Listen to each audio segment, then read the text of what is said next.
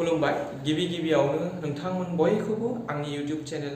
बड' सा टेक्निकेल्सआव बरायबाय मिजिंथिदों नोंथांमोना बयबो मोजाङैनो दं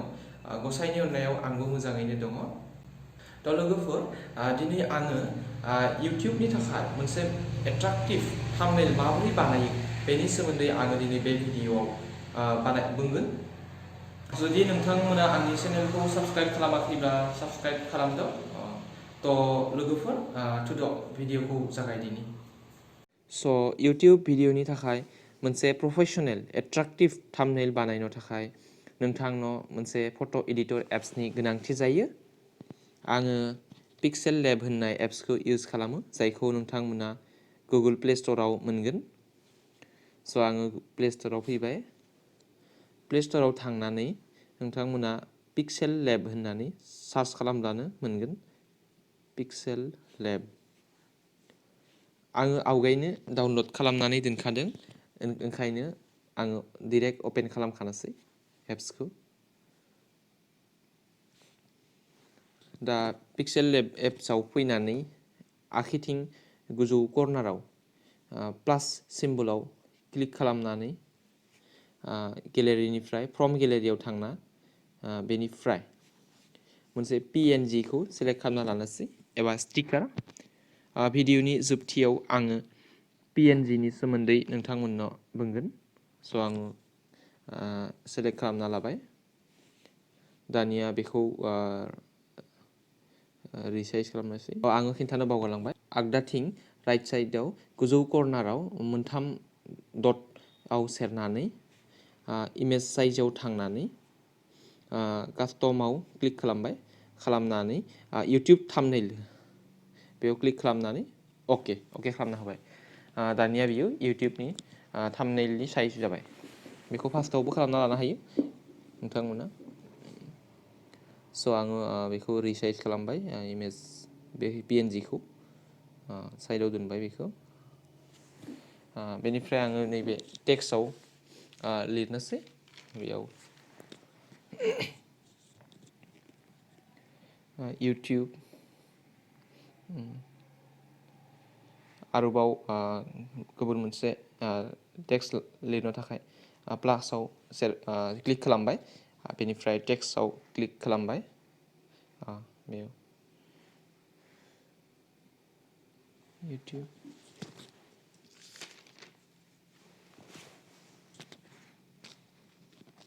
भिडिअ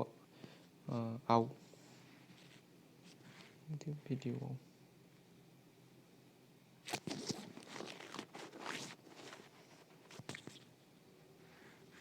आरोबाव टेक्स्ट लाबाय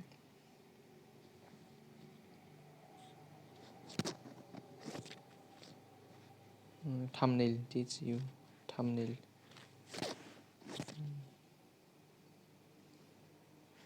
आरोबाव same procedure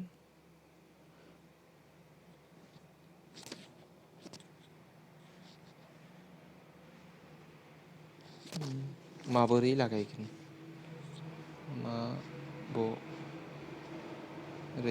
माबोरै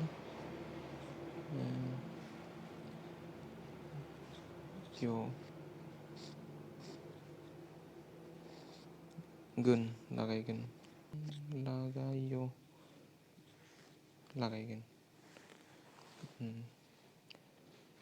स' बेफोरखौ मोजाङै मिलायना लाबाय दानिया बे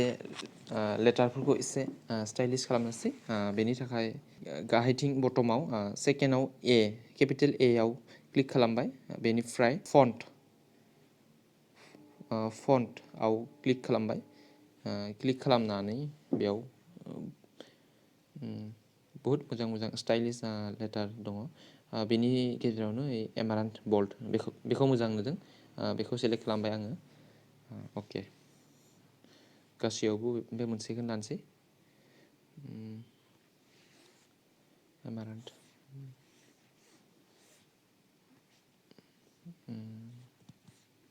अके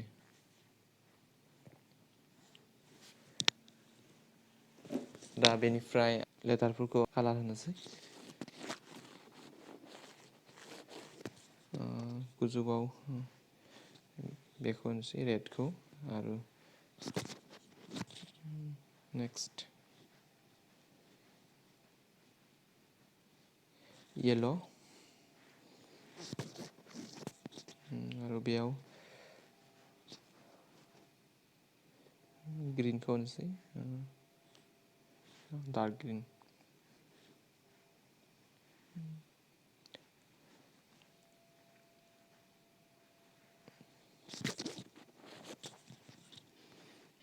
बेयाव अख्रां गाबखौ होनसै स्काई कालारखौ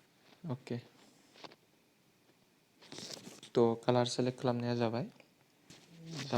थाम्बनेइला दानिया बेखौ सेभ खालामनोसै गोजौआव थानाय सेकेन्डआव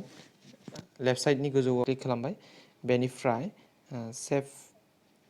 एज इमेज बेयाव क्लिक खालामबाय दानिया सेभ टु गेलारि आङो दहाय खिन्थाखादोंमोन पिएनजिनि बागै स' फट' पिएनजि बानायनो थाखाय नोंथांनो पिक्स आर्ट होननाय एप्सखौ नांगौ जायखौ नोंथाङा गुगोल प्ले स्ट'राव मोनगोन पिक्स आर्ट स' आङो इनस्टल खालामखानाय दं डाइरेक्ट अपेन खालामखाबाय पिक्स आर्टआव थांनानै गाहायाव गेजेराव प्लास सिम्बलाव क्लिक खालामनानै फट' सेलेक्ट खालामना लानोसै अल फट'स जायखौ जोङो पिएनजि स्टिकार बानायगोन स' दायो पिएनजि फट' बानायनो थाखाय जोङो क्लिक खालामनांगोन काट आउट होननाय आगदाथिं थानाय काट आउट बेनिफ्राय फट'नि सोरगिदिं मोनसे गोजा लेयार बानायनांगोन बेनि थाखाय जुम खालामना लानोसै एसे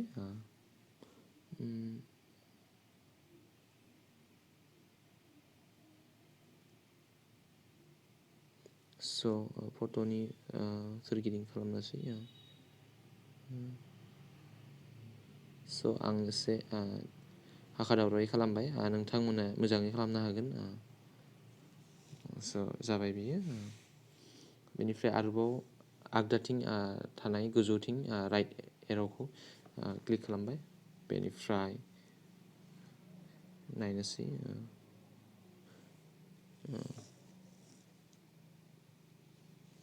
स' दानिया सेभ खालामबानो जाबाय पिएनजि स्टिकारा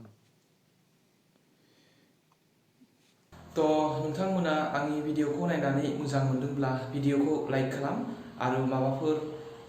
बुंनांगौब्ला कमेन्ट खालामथ' ओरैनोबाबोथ' आं गोदान नालाय भिडिअआ पारफेक्ट जाखानाय नङा लेक अफ एक्सपिरियेन्सनि थाखाय आरो हायोबा साबस्क्राइबबो खालामदो थ' दिनैनि थाखाय दोनथ'बाय बाय